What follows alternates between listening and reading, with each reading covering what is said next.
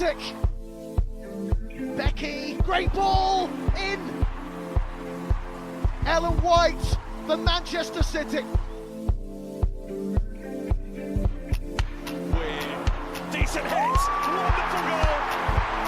The first ever in a Manchester derby in FAWSL is an absolute blinder scored by Caroline Weir. Hello and welcome to this week's episode of MCW Fancast. I'm Emma, thanks for listening. On this week's show we'll be joined by Dave from the OSC and we'll be recapping on a head-to-head against Chelsea last week in the Women's Super League. We'll also be discussing all the latest news to come out of the club and looking ahead to the weekend as we welcome Birmingham City to the Academy Stadium. Hi Dave, how are you? Hi Emma, nice to talk to you. I'm fine, thank you. Very good. Here to obviously recap of the Chelsea game, and it's been a while, obviously a little time has passed since now and then. How are you feeling about the result now on reflection? Well, on reflection, let's be honest, for the second year running, it was probably the game of the season. Fantastic game of football first and foremost, with two top sides really going for it. No quarter given, everything given by both teams. Great game to watch. Obviously disappointed we didn't win it. Felt we could have won it. When we were very close to winning it, for a world-class save right at the end, which, real world-class. How she even saw that, never mind managed to save it. I mean, even when he showed the slow motion of it, it was still moving so fast, and yet to save it. But yeah, from a City point of view, I don't think we could have asked for more. The performance was outstanding against a real top side. Yeah, we know the quality that Chelsea have got in abundance. We've seen it before, and the quality they can even bring off the bench at times. So, I thought we were excellent. I thought we played a really good game, and towards the end, I thought we were the ones that were looking to win it the most. And you could see that in the celebrations of Chelsea afterwards. What a big result a draw was for them. And Emma Hayes saying she was glad it was over. Feathers in our cap, really. Two real strong starting 11s as well, which I think shown both intent from the managers that they wanted to go out and get a result in this game.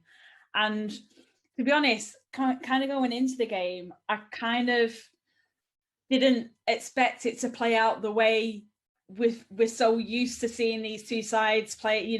When they face off against each other, it's always that intense, end to end gritty game. And it was exactly the same, but I thought City had real moments in the games where we sort of reaped those missed opportunities again, and which is frustrating, but again, it doesn't really reflect on the performance and the intent and the application that City put into the game. It was a really good, strong team performance once again.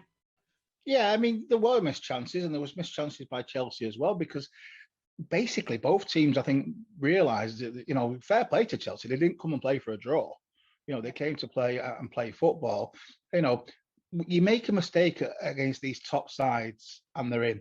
And that's unfortunately what happened, for the second goal and things like that. But, overall, I don't think we could have asked for more. And the effort and the application second half was outstanding. And there was chances to win it. There was the save, as I mentioned. There was that one I thought Lucy Bronze had scored late on when they looped one into the air, and that header that she got ahead to. And just, and I thought for a split second that was going in, and it didn't. So it's fine margins against two of the top. I mean, by far the better two sides in the league, as the table shows. And it's just such fine margins. I mean, we've lost one game, they've lost one game. It's just come down to the fact that so far, I think they've drawn one less than us, which is unbelievable, really, because it's such fine margins, and a fingertip save as well to keep the noses in front. AKB, she's shown such agility, and again, it's just showing why she is up there as one of the world's best keepers, in the women's game.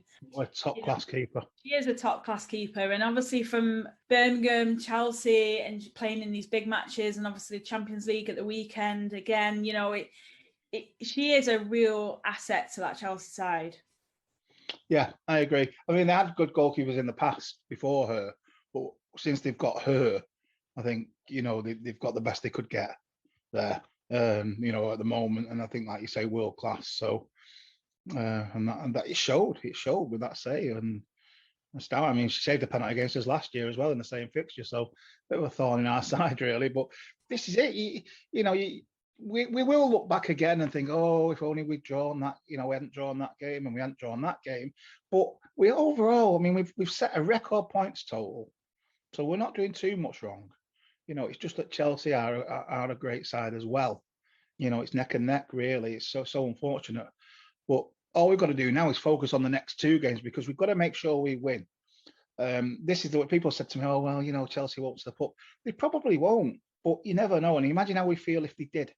If they drop a point somewhere and we don't take advantage of it or something. So we've got two games left against Birmingham, against West Ham.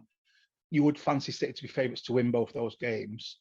So I would think we should go into that and try and get those 6 points just in case, anything else happens. I'm sure just be professional about it.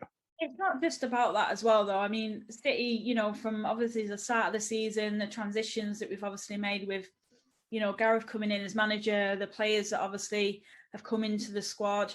I think it has been a real transition in terms of the season. And I think if we can carry that into next season and obviously look at the areas where we do need to strengthen, and if we can build on that, there is absolutely no reason whatsoever why we can't continue to push on and hopefully have that success.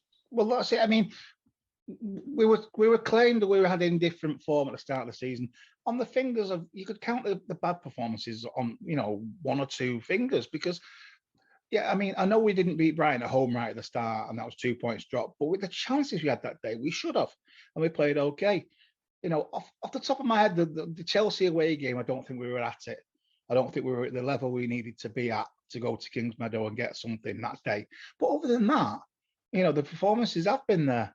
And that would suggest that, 98 goals, I think we've scored across all the competitions, clean sheets are plenty as well. So we're not far off.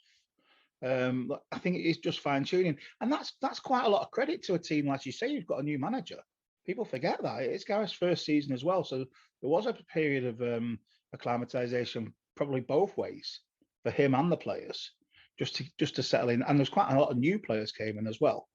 That's all to the credit, really, and hopefully that should add to a more stable start to next season. Because the one thing we learned from this season, you do need to hit the ground running. You need to get in and get going right from the first kick of the season because every point's crucial. Every single point is crucial. It has been a pleasing season on reflection, and obviously in due course we will look back on obviously the highs and lows of the season. But looking ahead to obviously to Sunday, Birmingham, at home, City really should be able to get this job done and get the 3 points at the academy. Always fancy us at home against anybody, first of all, because we've got such a great home record. So Birmingham will be coming as massive underdogs, definitely.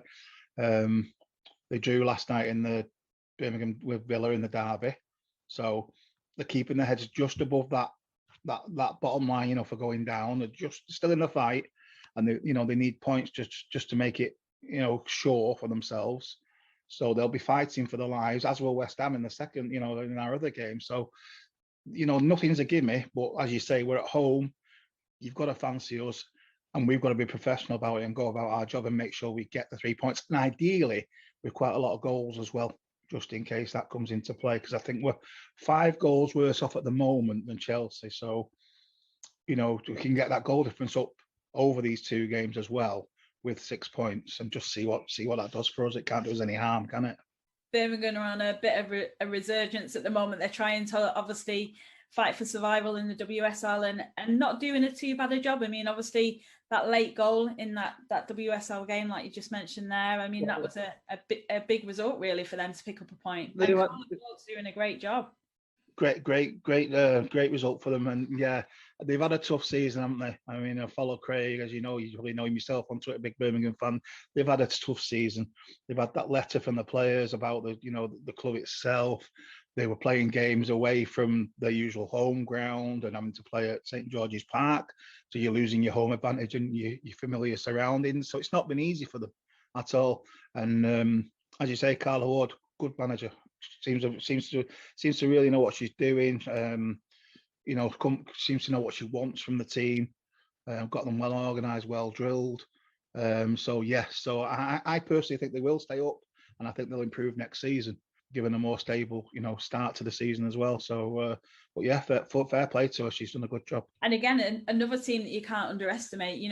In previous to the game against Villa, they also managed to pick up a point against Reading. Well, that's it. You see, Birmingham in the past, Birmingham have caused us trouble in games when technically they were a better side in those days. But you think back to when Ellen White was up front for them and things like that. And I remember them beating us 2-0 one year down at Solihull Moors, and Ellen scoring 2 goals. It's always been a tough fixture for City, both home and away. I think we've had a couple of close games at the academy where we've just managed to nick it 1-0. Since remember Georgia Stanway scoring a winner one year, and we nicked it 1-0. So they've always been there. They've always been a stubborn team to play against, if you like, sometimes. So yeah, I'm sure Gareth will have had them watched, possibly even last night, and know what he's going to do, and fancy, go full strength and try and get the points. But it's not a gimme. You've got to earn every game. In terms of team, obviously they've had a really good rest this week. Obviously with no games, they've had a little bit of rest and recovery, which I think will also stand the squad in good stead heading into this one. Yeah, he should have. I don't know about Steph. But other than Steph, I would think pretty much everyone else is raring to go, aren't they? Like you say, they've had a rest. There's been no other games. I've not heard of any added injuries. So he's got a full strength squad to go out, and they've been playing so well. I think he'll more or less stick with the same sort of team personally that played against Chelsea, because they played so well. The 2 wide players just causing havoc, terrorising fullbacks and creating chances. And that's it, you see. So I think City will look at it that they need to win and win heavy. It's our best, the way, that's the way we play anyway. And it's the best form of defence, isn't it? Attack. So it's the way we play. We play to win every game. So yeah, I expect it to be a very similar lineup, to be honest with you. I mean, it was a really strong starting 11 against Chelsea, and I don't think there was any surprises in there. I think it's fair to say now that potentially, obviously, without Steph, that is the strongest squad we've got, really. Yeah, pretty much so. Yeah, like you say, you probably would have had Steph in there. They would have been out there captain on the night as well. So that was sort of a leveler. It was pretty much is our strongest 11. Yeah, I agree. And there was quite a few standout players against Chelsea. And I mean, obviously, you've just done the OSC's Player of the Season, so you'll know that there's probably been an abundance of players being selected by fans, but it's just so hard to pick one, because everyone, again, and we've spoke about this again earlier in the season, that every player is really playing their part, and it's great to see such a cohesive team. Yeah, that's it. So I don't know who's what. Jane keeps the votes for Player of the Season. I just see the ones sometimes that come in on Twitter DMs, and you're right. It's across the. There's been quite a number of players garnering votes, and I don't know who's won yet myself. I look forward to seeing it, but I'm sure whoever it is will earn it. And as you say, it's great to have so many players having good seasons. That's what you want. It's great when someone stands out. You think, oh, they've won Player of the Year. That's it. End of story. Sometimes we've had seasons like that because someone's been so outstanding. I think this season, though, the teams played so well, and so many people within it played so well. That's what I think that'll please the manager more. The teams gelled well, and the team, when certain players have been out, other players have stepped in and played their part. The whole squad have played their part as well. I don't know if we're going to talk about, obviously Gemma going, and things like that. Is some people very disappointed to see that. Let's move on to Gemma then. Obviously, Gemma has departed Man City to join NWSL side Racing Louisville on a 2-year deal with an optional 3rd year. Gemma moved to the Academy Stadium in June 2018, and during her time at the club almost made 70 appearances across all competitions and helped the team to 3 trophies, including 2 Women's FA Cups and 1 Continental Cup. A player that obviously has contributed so much in terms of consistency and playing time. She was a real regular starting 11 within the squad as well. So it is a real sad loss to lose her, because obviously she's gone with immediate effect and will obviously join the NWSL in the USA. And for me, she's not put a foot wrong. It was just obviously unfortunate that, she misses out ahead of obviously other players that have come into the squad. Dal Kemper obviously came in the winter window and, was featured regularly since she picked up that injury. Yeah, I was talking on a podcast with Jude, Jude from the OSC, I'm sure you all know, the other day, and she said that there were stages last season where Gemma's stats were higher than all the other defenders that were getting picked for England. at the time. Gemma's Opta stats were above them all. So Steph and, Millie Bright and Abby McMahon, everybody. And she was very unlucky to not be in that England side.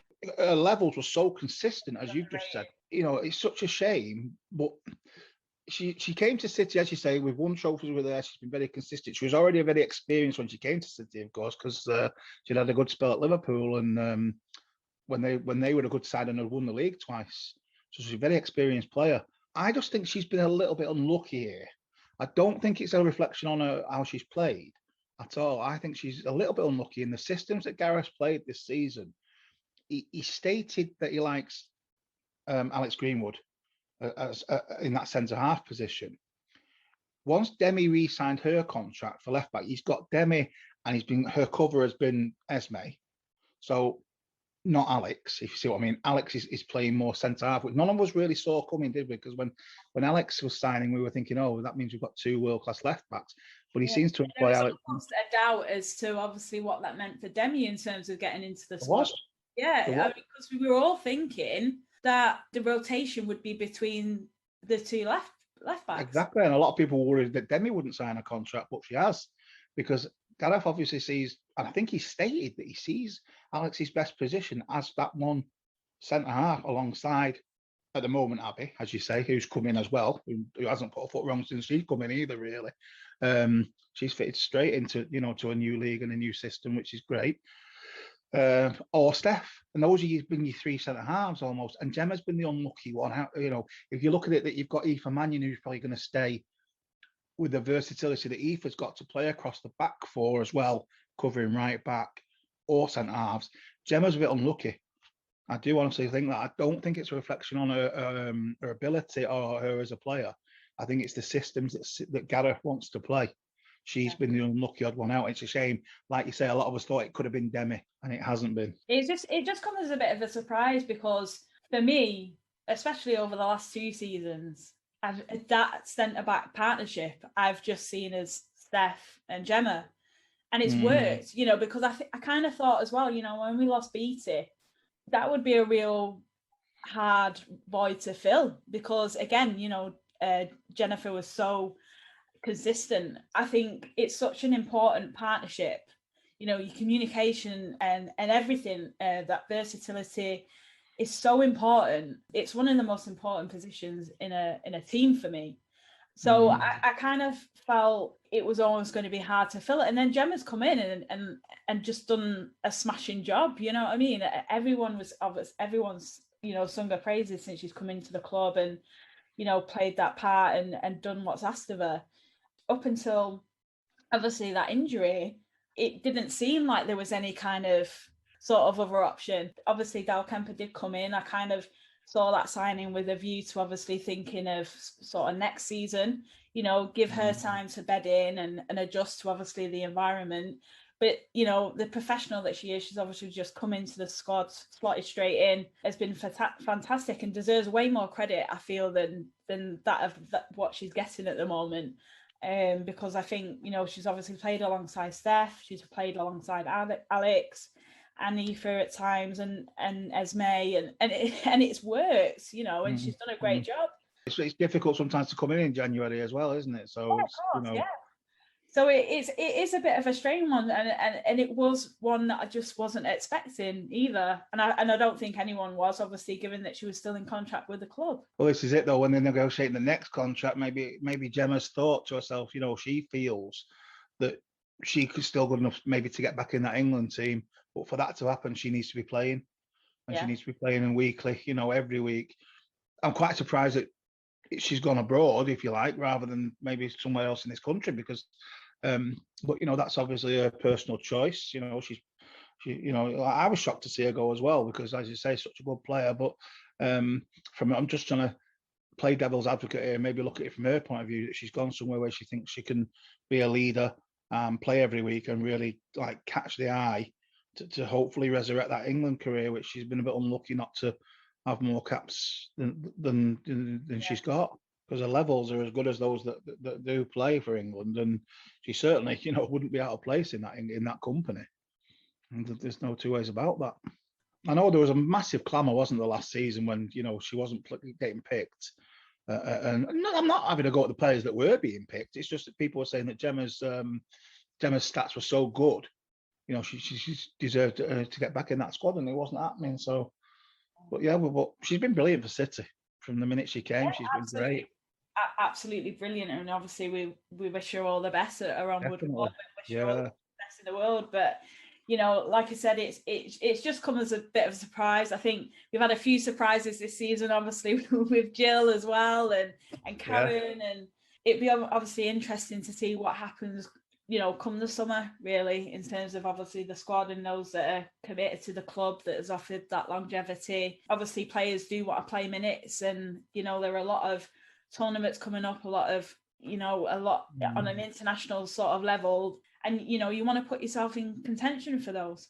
It is, and I believe KB is playing absolutely brilliant over there as well. So that's probably why she went there, to put herself, you know, to get herself playing, and you know, saying I'm still here, I'm still, you know, one of the best goalkeepers around, and put herself in the shop window almost for these tournaments that are coming up. And I believe she's doing that. So you can see exactly why Jill went to Everton to play, you know, with the Olympics coming up and stuff, and she's getting great reviews as well. Everything we've seen in terms of those sort of moves, even with Jill as well, they've all been warranted. You know, I mean, look at sort of how Jill's sort of done at Everton, if you like, and the contributions she's made. You know, she's elevated the sort of team and made it a little bit more compact, and you know, in terms of the team itself, and you know, she's slotted right in, she's playing regularly, that's just what she wanted, and they're performing, and like you said, you know, these players at the moment are being watched with, you know, eyes on Tokyo, eyes on, you know, the Euros next year, and you know, you want to put yourself forward for those, that these are the competitions that players want to, on an individual level, want to be, you know, competing and considered for, so why not? No, I agree with you. At Everton, without a doubt, I would say Everton are one of the most improved sides in the WSL this season. I think you can really see the quality of the players they've brought in, both the experienced players and some of the youngsters, Poppy Pattinson, people like that as well. You can see, you know, the improvement in them as a team, definitely, to where they were.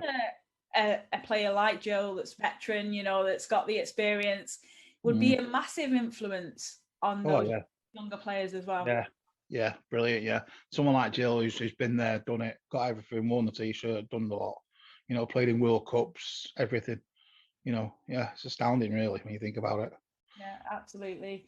And obviously, the news today that Jane Ludlow, MBE, got to get it in, joins Man City as the Girls Academy Technical Director. Surprising news, but welcomed. I mean, it's great. Her new position will involve her overseeing the development of the club's up-and-coming young players and the talent throughout the club. So really exciting.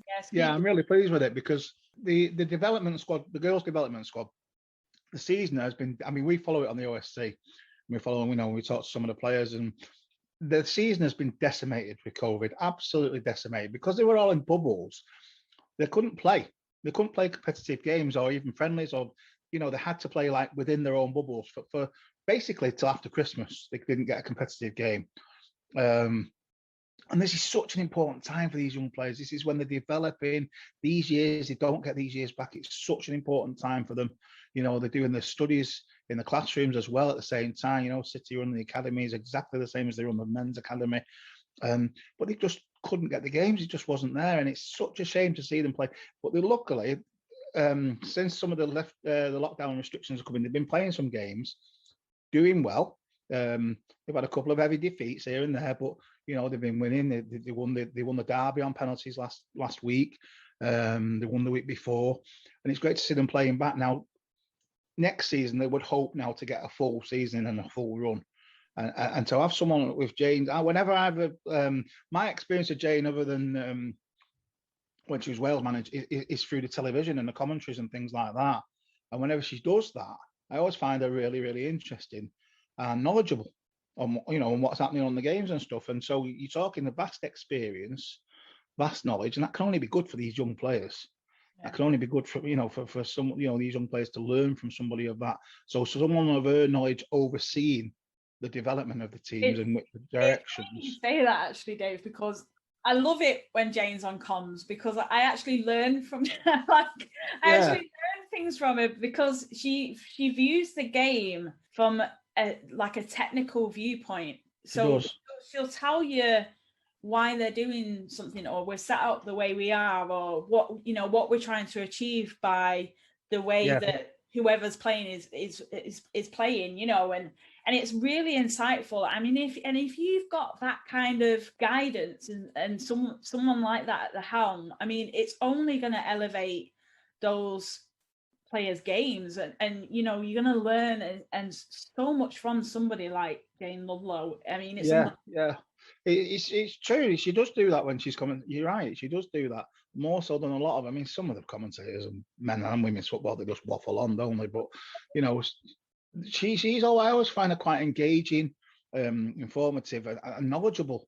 I don't profess to know everything about about her career and everything, but I knew when she was Wales manager how they saw some of their games as well, and they looked good. But yeah, I think it's a good appointment, and it would be interesting to see how it goes. And I just want to see some stability now for the EDS girls, to have a good run next season. Because, like I say, they've had such a difficult time this season. It's not been good for them. It's not been good for anyone. But it's really affected that their fixtures, their planning, and their league. And it's such a shame because it's such an important time in the development. So hopefully next season, start all the different age groups under one umbrella. With Jane probably overseeing all of them, I would think, and then different coaches taking each team. So I would imagine that's kind of the setup they'll have. So, I mean, Gareth knows the system because Gareth came through the men's system is run pretty much like that, and Gareth was in charge of the 18s before he took the job as the women's, and so he knows the setups that City run, and there'll be a feed line, I would think, hopefully for some of them into the first team eventually. That's the ultimate goal, to produce these players good enough for the first team. I mean, we've obviously seen mere glimpses of obviously that talent coming through with coming back after the winter break, and those younger players, development squad players, being called upon to obviously come up to the senior team. Seeing them integrated into that first team sort of setup is really good experience as well for them too, and hopefully there'll be more obviously opportunities like that. I'm assuming that obviously Gareth and Jane will be working quite closely together to see those players come through to the squad as well in the future. Yeah, I would imagine so. There'll be certain types of players that they'll want, and maybe try and develop certain players that they see who could develop in that way.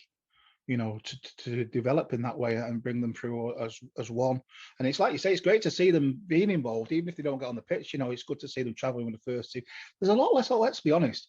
There's a lot less opportunities in the women's game for youngsters to break in and play.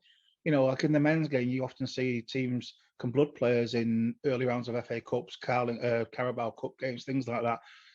Plus the fact there's a lot more league games. You don't have as many opportunities in the women's game. That's just a fact. There's not as many fixtures to do it in. So to involve them in the first team squad days has been great. Millie Davis has pretty much been involved in everyone since Christmas. But unfortunately, it probably means because of the situation I was talking about before when they're in bubbles, Millie's not been able to then play when there was bubbles in the EDS side, so she's missed out playing almost as such. It's been a difficult season for things like that. But there's Kiara Keating as well. The goalkeeper's been on the bench a few times, and we've seen a few others on the edge of the first team, which is great. So it can only be good. You can't have too many good players. We love a player that comes through the ranks.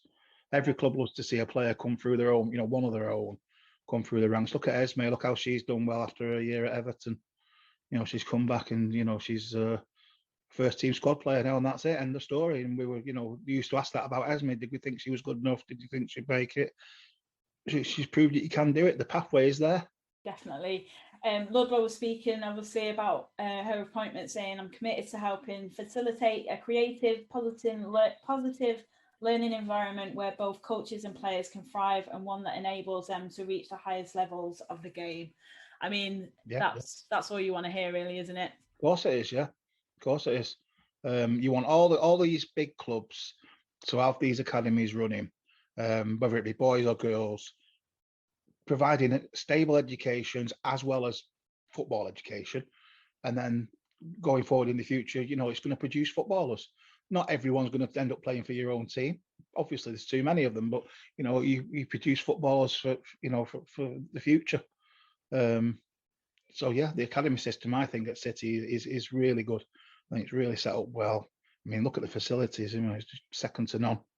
So yeah, hopefully it will see first team players in the future. I'm sure it will. And Jane's a great appointment to oversee it, I think. Only a few games left to play now as the season. I don't know if it feels like the longest season ever, or whether it's gone by in a flash. I can't actually decide, but I was actually looking at obviously the games that we've got left, and obviously the 2 games like you spoke before in the WSL against Birmingham and West Ham, and then we play West Ham again in the FA Cup. So there's only a matter of weeks left, but we will at some point obviously reflect on the season. But could you just summarise how you're feeling now, obviously, with the run of games we've got left to play? Well, you're right there. I mean, in some ways it's gone really fast, and in other ways it's the longest season we've ever known because we're not at the games and it's dragged. So yeah, it's a good way of putting it, that. Well, obviously, like you say, we'll look back at the end, but in terms of the 3 games coming up, obviously we would probably think the FA Cup game is now the most important because that's still a trophy that we're in and we want to win again, carrying over into next season. But as I said before, these 2 league games, we need to win them, and we need to win them heavy, just in case. I mean, can you imagine if we don't, and Chelsea were to slip somewhere, and we don't take advantage of it? We'll be kicking ourselves. So I'm sure that's been drummed in. Finish the season with record points, record goals. If it's second place, it's second place again for this season. We'll push on again next season, and as you say, iron out the few little kinks this season that have cost us. The FA Cup's important. The FA Cup, we want to win, and hopefully, if we get back to Wembley next season, we might even be able to go. The West Ham Cup game is vitally important at the end of the season. Yeah, we want to win that one. It's been a horrible season because purely because we can't go. From a fan's point of view, we hate not going. I kind of feel as though, the game against Chelsea at the academy last week, the fans can affect and help those sort of games as well, to carry those. I mean, not that they needed it, because I think they've shown real intent right up until the last minute, but sometimes the fans behind you, it kind of helps. Definitely. I mean, can you imagine what it'd been like in there at 2-2 with 10 minutes to go?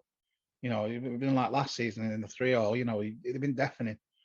It would have been fantastic. The atmosphere would have been unbelievable. And it's not the only game this season. Imagine the derby. Yeah. Both derbies.